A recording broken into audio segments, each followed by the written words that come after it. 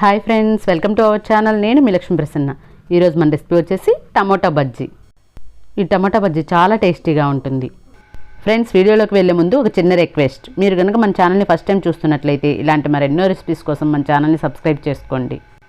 మీకు కనుక ఈ టమోటా బజ్జీ రెసిపీ కనుక నచ్చినట్లయితే తప్పకుండా ఒక లైక్ చేయడం మాత్రం మర్చిపోకండి. మరి ఆలస్యం చేయకుండా ఈ టమోటా బజ్జీని ఎలా ప్రిపేర్ చేయాలో ఇప్పుడు చూద్దాం. ఈ బజ్జీని ప్రిపేర్ చేయడం కోసం ముందుగా ఒక మిక్సింగ్ బౌల్ తీసుకుని అందులోకి 1 కప్పు శనగపిండిని వేసుకోండి. ఇప్పుడు ఇందులోకి రుచికి సరిపడా సాల్ట్ని వేసుకోండి. కొద్దిగా వంట సోడాను వేసుకోండి. వంట సోడా కనుక ఎక్కువైతే మనకి బజ్జీలు ఆయిల్ పీల్చేస్తాయి, అందుకని కొంచెంగా వేసుకోండి. ఇప్పుడు ఇందులోకి 1/2 స్పూన్ వామును తీసుకుని ఇలా చేతితో బాగా నలిపి ఇందులో వేసుకోండి. అలాగే 1/2 స్పూన్ వేయించి పొడి చేసిన జీలకర్ర పొడిని వేసుకోండి. 1/2 స్పూన్ కారాన్ని కూడా వేసుకోండి. ఇప్పుడు ఇవన్నీ బాగా కలిసేటట్లు కలుపుకోండి. ఇప్పుడు ఇందులోకి కొద్దిగా వాటర్ని వేసుకుంటూ మనం బజ్జీ పిండిని ఏ విధంగా అయితే కలుపుకుంటామో అలా కలుపుకోండి. వాటర్ అన్నీ ఒకేసారి వేయకుండా చూసుకుంటూ కొద్దిగా వేసుకుంటూ కలుపుకోండి. ఇప్పుడు ఈ పిండిని 2-3 నిమిషాలు ఇలా బాగా కలుపుకోండి.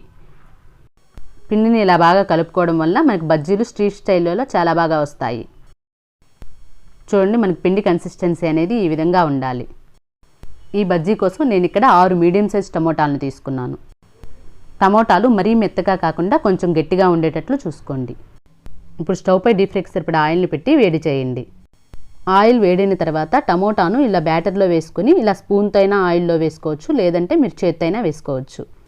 బజ్జీని ఇలా ఆయిల్లో వేసిన తర్వాత పైనుండి ఆయిల్ను ఇలా వేసుకోండి. ఈ స్టెప్ మాత్రం ఖచ్చితంగా చేసుకోవాలి. ఇలా ఒక బజ్జీ కాలిన తర్వాత రెండవ బజ్జీని ఇలానే వేసుకోండి. ఇలా బజ్జీని ఆయిల్లో వేయగానే పైన ఆయిల్ని ఇలా వేసుకోండి.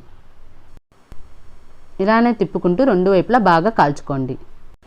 చూడండి, ఇలా బజ్జీ బాగా కాలిన తర్వాత తీసి ఒక ప్లేట్లోకి ట్రాన్స్ఫర్ చేసుకోండి. ఇలానే మిగతా బజ్జీలను కూడా వేసుకుని కాల్చుకోండి. ఇప్పుడు ఇదే ఆయిల్లో వేరుశనగపప్పును వేసి వేయించుకుందాం. ఇలా వేరుశనగపప్పును స్ట్రైనర్లో వేసుకుని వేయించుకోండి. ఇలా ఆయిల్లో తిప్పుకుంటూ వేయించుకోండి. వేరుశనగపప్పు ఇలా బాగా వేగిన తర్వాత ఆయిల్ నుండి తీసి ఒక టిష్యూ పేపర్ ఉన్న ప్లేట్లోకి వేసుకోండి. ఇప్పుడు ఇదే జాలిగరిటలో అటుకులను వేసి వేయించుకోండి. ఆయిల్ బాగా వేడిగా ఉన్నప్పుడు ఈ అటుకులను వేసి వేయించుకోండి. అటుకులు కూడా ఇలా ఫ్రై అయిన తర్వాత తీసి టిష్యూ పేపర్ ఉన్న ప్లేట్లోకి వేసుకోండి. ఇదే విధంగా కార్న్ఫ్లెక్స్ని కూడా వేసుకొని వేయించుకోండి.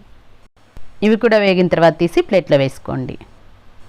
ఇప్పుడు ఈ బజ్జీలను ఇలా మధ్యలో కట్ చేసి తీసుకోండి.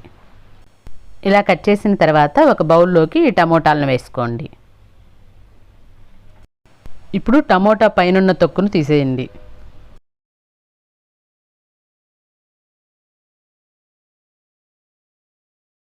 ఇలానే అన్ని బజ్జీలను కట్ చేసుకొని టమోటాలను వేరొక బౌల్లో వేసుకొని కప్స్ అన్నింటినీ ఇలా ప్లేట్లో పెట్టుకోండి.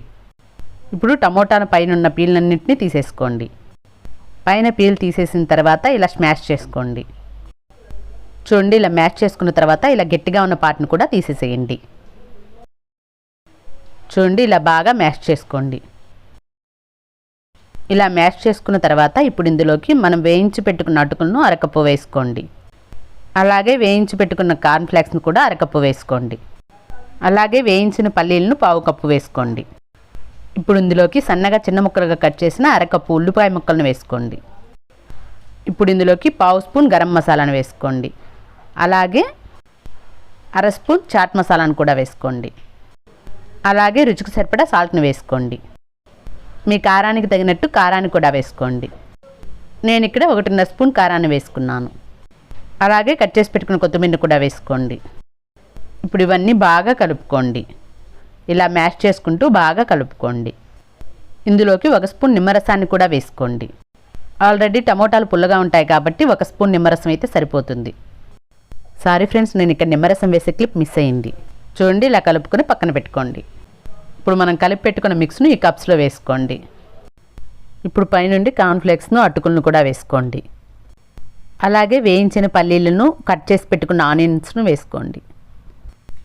పైన కొత్తిమీర కూడా వేసుకోండి. అంతేనండి, మనకు ఎంతో టేస్టీ అయిన టమోటా బజ్జీ రెడీ అయిపోయింది. మీరు కూడా ఈ బజ్జీని ట్రై చేసి ఎలా వచ్చిందో మీ ఫీడ్బ్యాక్ని కమెంట్ చేయండి. Thank you for watching.